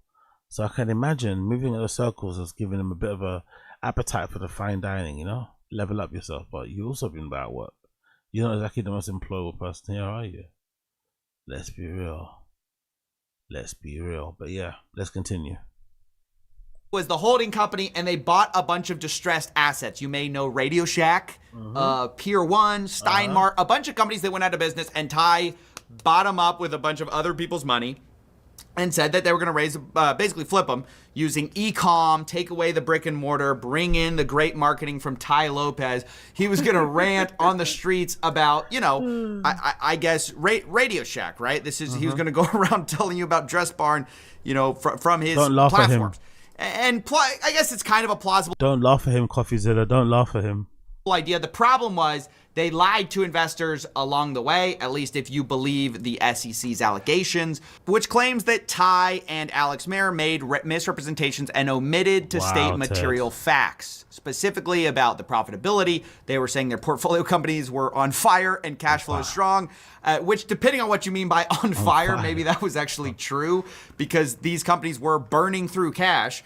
Meanwhile, they were raising money from investors, mostly through a combination of debt and sometimes equity. And when things were falling apart, at least $5.9 million of those returns that were supposedly distributed to investors, like the payback for the loans, were in reality what they call Ponzi-like payments funded by other investors. In addition, Ty Lopez and Alexander Mayer apparently misappropriated approximately $16.1 million in investor funds, which were diverted for their personal use. They're using it for personal, spending, I guess. Just bought this new Lamborghini here. According to the SEC, according to their allegations. Now, of course, they're going to have a chance to defend themselves. But I have to say, guys, we have to do better than this. If this guy is selling you something, he's saying he's going to turn it all around after years of just bombarding you with grifter ads. Exactly. I have to tell you, we're in trouble. But I also want to say, if you are a grifter and you want to go out there, I have to warn you, do not lie to your investors. They will eventually catch you. I actually spoke to somebody who basically talked about his experience with Ty Lopez. The worst part about it by far were all the lies and omissions. They kind of say like, hey, look, I get that businesses fail, but specifically they were dealing with Maya and getting paid back some of their funds. This was at a time where it was not admitted that these companies were doing very poorly. They were saying, oh, we're doing so great. We're doing so awesome.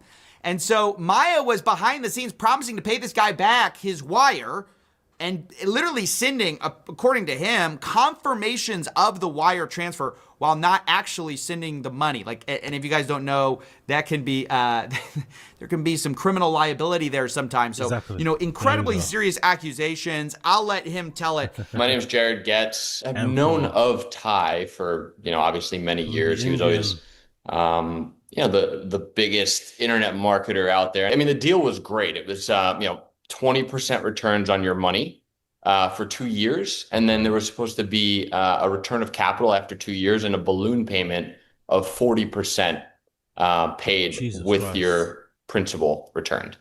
And so, I threw in, I think it was like $275,000 or something like that. And, and they were paying back, monthly interest payments, and things were going really well. And then right around the time when the principal was due, and I'm a very easygoing, reasonable person. Right around the time the principal was due, Maya reached out and she was like, hey, is it cool if we postpone your payment for 2 weeks? We're just getting things in order. And they sent a test wire, and I got the test wire, and they said, okay, cool, we sent your wire. And a day goes by, I didn't get it. 2 days go by, I didn't get it. 3 days didn't get it. Hey, Maya, I didn't get the wire. Cool, let me look into it for you. Let me figure out what's going on. About a week later, hey, sorry, Jared, there was an issue with the bank. We're gonna have to try this again. Let me know if you got this other test wire. So next day I get another $50 wire. Yeah, got it, no problem, great. All right, cool, I'm gonna send the rest of it. Of course, I don't get the wire. I don't hear from them for a few days. And then they said they sent the wire again, and I didn't get it. And then I started getting ghosted. And that's when I was like, and to be honest, I'm not the type of person that I get it. In investing, you sometimes you win, sometimes you lose. But when there's lies and deception and complete and utter disrespect, that's where things start to get hairy. And so I would start to get ghosted for a little bit longer and longer until it was like, hey, what's going on with this? And it got to a point where she sent me a screenshot. Hey, the wire got sent out. And I'm like, okay, well, if I got a screenshot of a wire, and then I didn't get the wire, of course. And then I got ghosted for about a month. And at that point I'm like, hey, at this point it's just rude. Can you at least just be on, just tell me what's going on? And then I finally hear back from her a little bit over a month later, and she's like, sorry, I was traveling. I'm like, are you kidding me? You were traveling? What does that mean to me? And then, we start talking again. And the last message I heard was like, hey, sorry. I think it was her dad. She's like, hey, sorry, my dad died or something. And then I just got completely ghosted from there.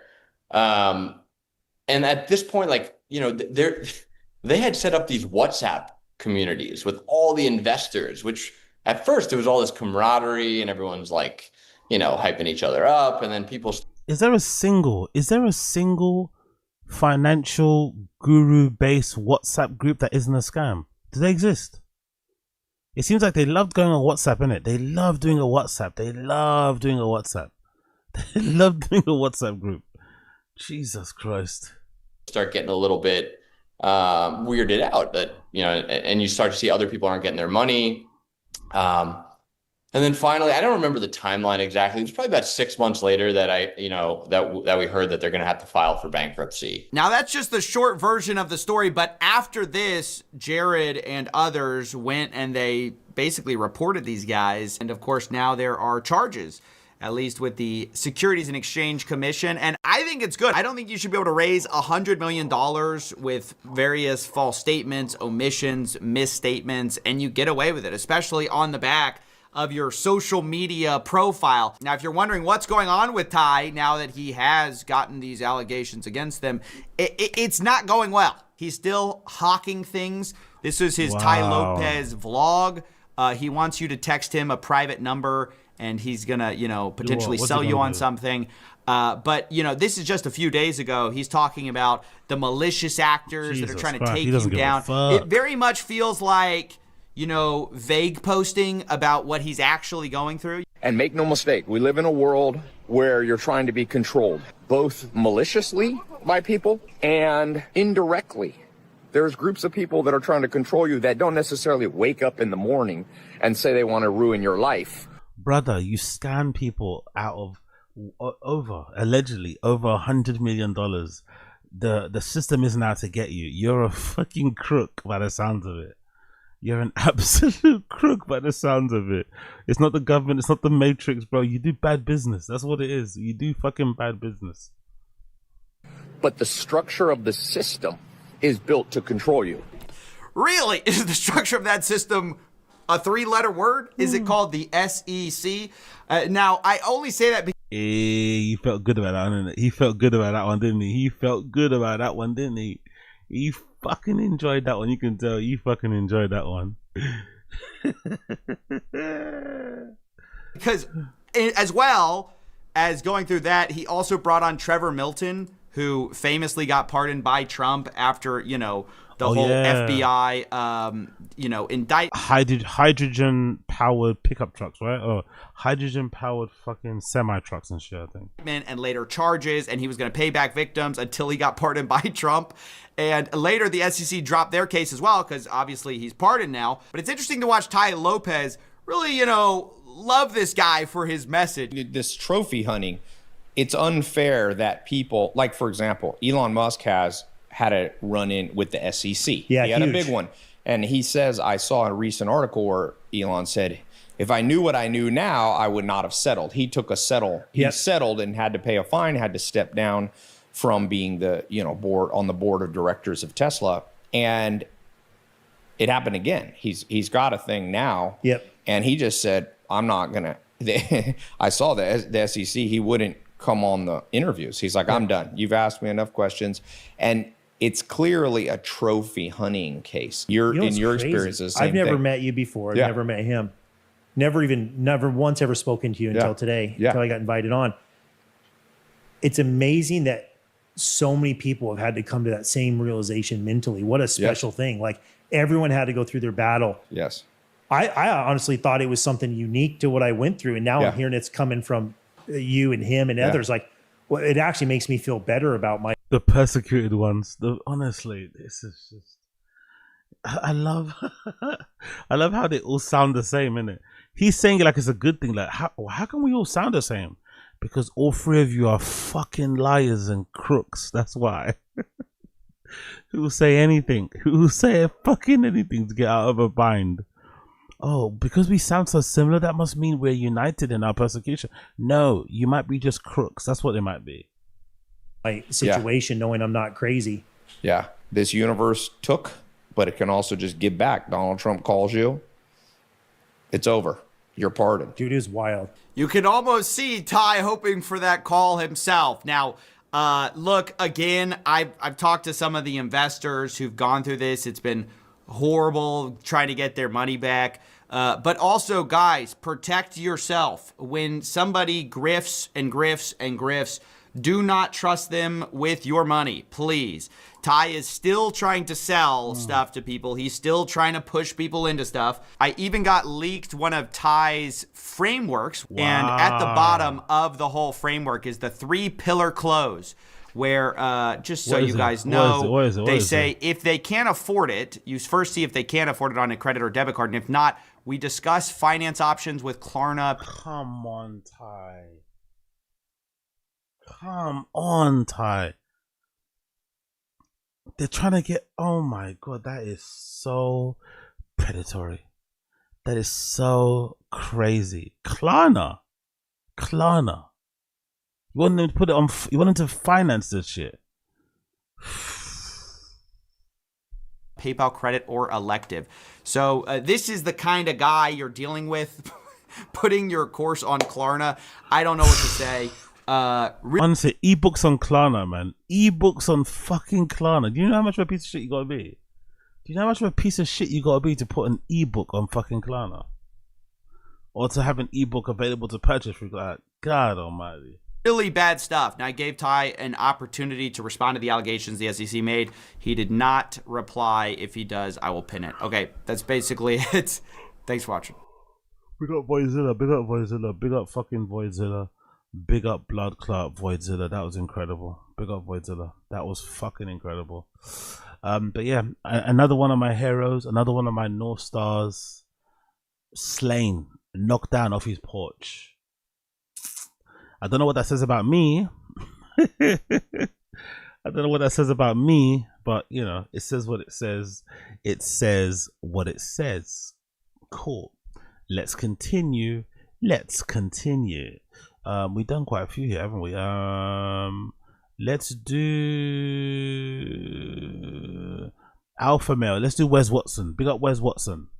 New Wes Watson video just dropped. Alpha Male influencer wants you to know he's packing. This would be very, very, very, very, very, very, very good. Guys, I'm sick of it. I didn't want to have to do it. I didn't want to have to do it because it's... Why is he always shouting, by the way? Why is he always shouting? He looks like he's home alone in his own kitchen. Like, relax, man. Lower your voice. It's fine. Chill. Why you look so angry all the time? It's going to expose how weird most of you guys are. Everybody that says I have a little thing, do I have to make an OnlyFans? Oh my God, bro. Oh, hell no. Welcome back to the Bubba YouTube channel. Guys, let's get a Bubba army in the chat. Yo, big up Severa Design. Hey, what's up? With AZ, what that Rick Ross beard. Big up Severa Design. Bro, there's no more chin left, man. Chin is an empty shell of a man, bro. There's no more chin left. There hasn't been a new chin vlog in ages. Chin is going through some stuff. He's going through some health complications. So Chin is not in the right place now to, like, you know, be in content, add content, whatever. It's done. It's finished. You know, unfortunately, no more Chin. Chin is gone. We're waiting for him to come back because I want to desperately see what he's up to. I want to see if he found a fishing spot somewhere to go to, or if he's like creeped out by everything. I don't know, but I'm curious to see what happens. I'm curious. Let me not get run over, please. Oh, Jesus. Let's continue. Well, y'all, the AMU, the Alpha Male Universe, has been keeping everyone busy because this shit just doesn't stop. However, I have a sad announcement to make, guys. The show is on the road still, and I don't know when I'm going to be able to make a video. So I just wanted to give a heads up to everyone in the community that I'm going to be MIA for a good amount of time. Now, before I love when content creators say this. I'm not going to be around for a long time, and then they're always around for a long time. There's one particular guy on Twitter, actually. He's a DSP detractor, right? He's always posting funny clips and whatever, you know, taking a piss out of DSP, and he always says, "Oh yeah, I'm taking a break," and then he's always back the next day, you know. So let's see how long this lasts. But let's continue regardless. Before I get going, right, I wanted to stop on by with another Wes Watson roasting, a superstar in the AMU, and he's really upset that everybody's making fun of his little micro, the shrimp that everyone saw. And yeah, it's getting pretty wild in the AMU. So guys, be sure to hit that like button, and if you're a new viewer or returning viewer, then consider subscribing after watching a few minutes of the content. So for the one time, let's get in the flow. So hold on, does he want to open an OnlyFans so he can have sex with women, but also for the desire to make sure he reminds everybody that he's packing? What a bizarre way for you to want to start something like that. Like, Jesus Christ, man. Wow, okay, fair play. Let's go. Yo, stay together. Let's get bubbly with it. And let's get this show on the road. Everybody that says I have a little thing, do I have to make an OnlyFans and show all you guys who you're not? Because I can do it real. Should I? Will you buy it? Will you? Big up on 10 toes. That's a really good point. No one said women. That's a really good point. He's not even saying women. No one in the room said, yeah, that's a really fucking good point. See it. Should I just give it for free so that you guys can realize you ain't fucking with me in any area? Trust me. So anybody who's real successful at OnlyFans, this isn't about the money. I'm just sick of it. I'm sick of people acting like I ain't packing. So let's just do it. Whatever you want to do. How do we do it? How do we make... We don't need to do anything. You don't need to do anything. You're too grown for this, man. You're too old for this. You don't need to do anything. There is no winning this conversation. There's no winning this argument. Like, God almighty, how do we do this? How do we do this? How do I show you my dick? It's like, don't, please. These people see who they're not. Ain't even about no bag or nothing. It's about you guys realizing that just saying shit online is the stupidest shit ever. And you're wasting a lot of your time because a lot of shit you guys say is completely wrong. I don't know if you noticed. Oh, really? Big up Keep It AZ. There's a post he made on Instagram showing his 4 inches piece in the reflection. Jesus Christ. Ouch. That explains a lot of his anger issues, I'd imagine, right? Obviously, the steroids doesn't help too. But I'd imagine that probably explains a lot of his fucking anger issues. Fucking hell. Doing that much is fucking wild, but big up him. Absolutely insane scenes. Absolutely insane scenes with Wes Watson here. But Wes Watson had his bitch cleaning in the background. That is wild. Crowned Jose, a alpha male in the AMU who just submits himself to Wes Watson for, I don't know, crazy reasons, right? We call him Cream Pied Jose. But let's get into the juice, right? Wes Watson, he's tired of you guys in the comment sections treating him like he's not packing. Not my words. His words. And this is coming from somebody who is a life coach and alfalfa male, right? I mean, guys, y'all live rent-free in his head. It doesn't matter how fast he's driving the Bugatti or the BBL is bouncing around him. He's literally thinking 24/7 about your troll comments. I mean, this is just wild. He is spiraling down the grifter hole, and now I guess we're in the Only Farts timeline. But guys, it gets worse and worse. Check out this rant. You guys think that. You guys all think because you have money or you have family and you have kids and stuff, you found the point of life. You think that. But the only reason you would write this is because you know you're not where you want to be. Like, hey man, is it pointless to have all that and not have a family? I have a family. I may not have money, but I have a family. You don't. I have a family. Like, you guys are so lost, dude. Fuck, dude. My family is everybody I teach and pour love into. My family is still my family because I would never turn my back on them. My family is everybody that I choose to bring under my wing and love and care for. Oh, you had some kids, bro? Did you win even though you're broke? You know, when I sit down and I make a Wes Watson video, I think to myself, has this guy made himself worse? Has his reputation got worse? And I don't know how, but he just continues to make himself even more unlikable. Him and Jack Doherty deserve each other. They should clap because these two guys are some of the most unlikable people I've ever stumbled upon the internet, right? I mean, he's trying to make it sound like the dude that he is with, Crowned Jose, Cream Pied Crowned Jose, is on the same level of family, like legitimate family. I mean, this shit is just wild, right? You would think if you're a true alfalfa, you would have a bunch of children to be able to carry your legacy. But it's the thing if you've stumbled upon this swole cow, this locale for the first time, I would argue the fact that he cannot have children because he blasted so much gear or whatever is his biggest insecurity. I mean, this guy literally grifts and uses Angie's children and has a whole family section on his page. Well, he wants to say having a true family doesn't matter. Get the fuck out of here. After arm day, we come back to the pad.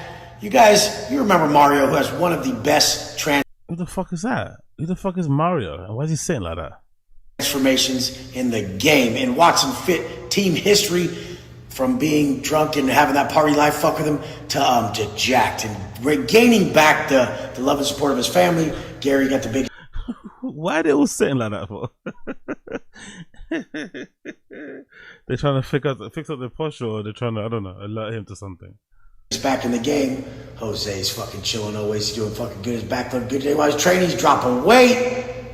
Rudy, been with the team for fucking 4 fucking years, doing 40K months. And Alfonso just gave us some info about himself that you may have to ask him. He's next level motherfucker. Spiritually like a mother. All right, I showed this clip, right? Because in the previous one, he talked about how his elite clients are on the same level of your children, right? In terms of the fulfillment, the joy, the sense of family, right? I mean, did he say that guy, what was his name, G-Bull, that he was packing the most in the game? Whoa, like, bro, pause. Like, what are you talking about? Like, this guy, I swear, he just talks first and then thinks second. And he's always so upset at all of the haters, right? How, oh, we clown him or whatever. But he does this to himself. I mean, he literally said G-Bull or whatever, right? I mean, these guys, it's like they make them in a factory. He said that guy was packing the most. I mean, maybe I misheard. Maybe you can comment down below as to what you heard, but holy shit, bro. And it just gets crazier and crazier. How is that even a question? Dude, oh my God, do people use their brains? Bro, I have 57,000 story views. When someone's on the elite program, they're on my story every day. They make content with me every day. Do you guys understand society nowadays? Do you understand the point of social media? He's so unlikable. Why is he talking to his fans or to people, prospective clients like that, with such disdain, with such ridicule, with such a condescending tone? Why are you talking like that? Aren't they meant to be your customers? Like, god damn it, bro. Plug into our ring, but chill out, innit? Chill out a bit, bro. Chill out. Media. Do you understand the point of building your name? But to be fair, that is his whole brand is not chilling out. So I can't really tell somebody whose whole brand is not chilling out to chill out, because they're gonna do none of the chilling. No, none of it. Compared to them anyway, at least, you know. What do I know? Building your brand tends to where you can build any business around your name and brand. You guys want to like build a business and then it builds you. You build you and then you build a business. It's backwards nowadays. Bro, what? Oh my God, like what? Like what's up with Wes Watson talking like the Housewives of Orange County or something? I feel like he's really deteriorated. I think like the whole Angie drama has taken a huge blow on him, and he just can't take the haters anymore. And you know what? Let's hit that like and subscribe button just to spite the cornball lame who's bragging about hitting 57,000 views on an Instagram story. I'm going to laugh when this video has more views than he gets. I'm really going to laugh my ass off, right? Because like I said, you may be new to this. He charges you $50,000 a year to be an elite client and advertise your lame, weird, fake life so that you can get people to laugh at you. I mean, hey, you know what? If a sucker wants to give this lame some money and gets clowned on by the internet for it, you're just giving us free content. I feel like the AMU is a self-sustaining ecosystem of content. It's just never going to stop with these grifters. And it just, it gets pretty crazy because guess what? Yeah, he's talking about the motto of the channel, flow state. How can you formulate this sentence? How? Tell us. Like, how is it possible? Have you ever worked out? When you worked out, did you forget about life and bills and problems? Well, then you were in flow state. Have you ever read Did you forget about life and bills and problems? Then you were in flow state. Have you ever created a piece of content where you sat down and like put your heart and soul into it, made it art for everyone to consume? Well, then you were in flow state. Like, you guys just like say words. You're like, how did the get in flow state? Like, dude, fuck, dude. All right, which one of y'all trolled his ass with this flow state question? Y'all got him good, man. Flow state question on a Wes Watson Q&A. That shit's hilarious. I mean, at this point, though, guys, I'm fully convinced that he's adopted the mannerisms of a housewife from Orange County, because he even adds like the eye rolling and putting his lips out in the air or whatever. I mean, it's all just really strange behavior. I mean, speak of the ending, like, what is bro even on? Like, I feel like his brain is just completely deteriorated. I can't believe a grown-ass man would put himself like this out on the internet. But hey, that's Wes Watson for y'all. And I really think that this was like a fun video. I really like the vibe of this video. And I wanted to say, y'all, I'm going to miss y'all. Hopefully. Big up him, big up him. Okay, ladies and gentlemen, it's now 3:30 a.m. in London town. I've got to zip off. Sorry for the short stream, but we'll be back tomorrow for a longer one. And I'm also going to do a proper long one on Saturday for the fight companion thing we're going to do. It won't be a fight companion, it'll be a normal show, but I'll have the show on obviously on the side. But I aim to do that on the Saturday. Is it Saturday's a fight? Yeah, Saturday's a fight. So Saturday, we'll do it on Saturday. But for now, appreciate you. Smash the like button, hit subscribe, all that fucking good shit. And yeah, man, we'll see ya tomorrow. For part 2. See you tomorrow for part 2.